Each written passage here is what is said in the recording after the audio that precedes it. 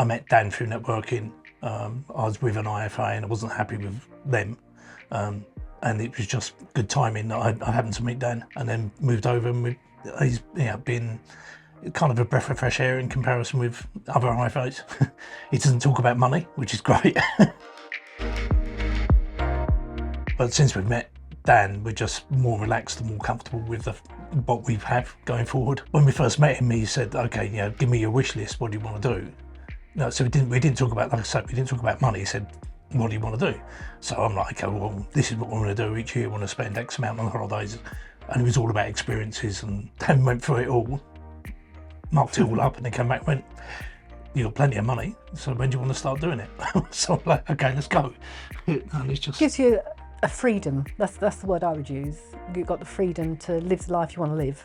And sometimes I do worry, and Terry will say to me, do you want me to plan something? And then Terry will say to me, do you want me to phone Dan and just check it's okay? I say, yeah, do that. And if Dan says it's okay, then I feel a bit more happy about it, spending the money. I think the challenge was probably transition from what I was doing to what we're doing now. And the next logical step is to sell my business, and Dan's talked us through that, hasn't he? Yes. In fact, every time we talk to him, he's talking about, okay, how do you see this going forward, and how are you going to transition, and he helps in that way. Everyone I've seen before has been, okay, how much money have you got? How can we grow that pot of money? With Dan, it's like, okay, what do you want to do?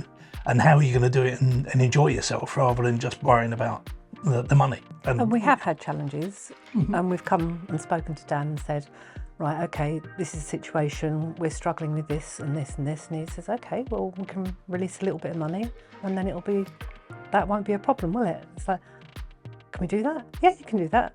And that was actually, was it just before last Christmas? I could tell that Terry was getting quite anxious about the financial situation, and came and spoke to Dan, and it just went.